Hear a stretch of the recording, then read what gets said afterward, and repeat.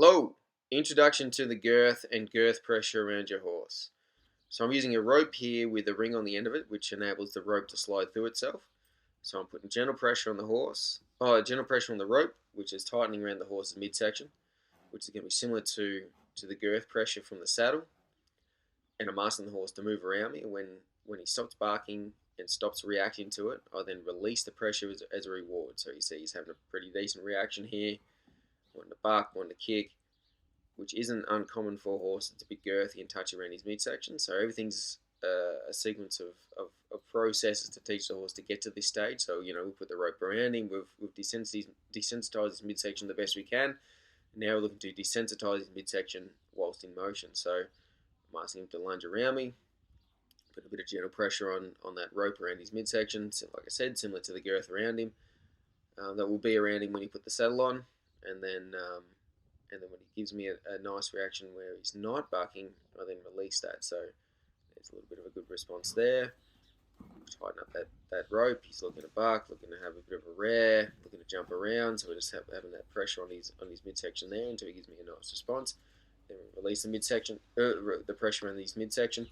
I'm also using the rope as a bit of an impulsion tool here and there. So I'm just trying to get him used to maybe pressure around his midsection to get him to move forwards, as opposed to him looking to stop and jump and hop around me.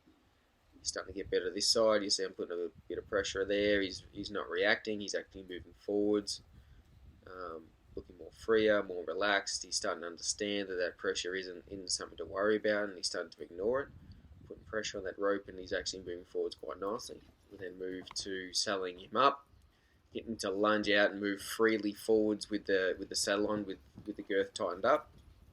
Because obviously when you get on him, you don't want him to be sticky-footed and looking to bark. You want him to be moving out freely and comfortable moving out freely with that girth pressure.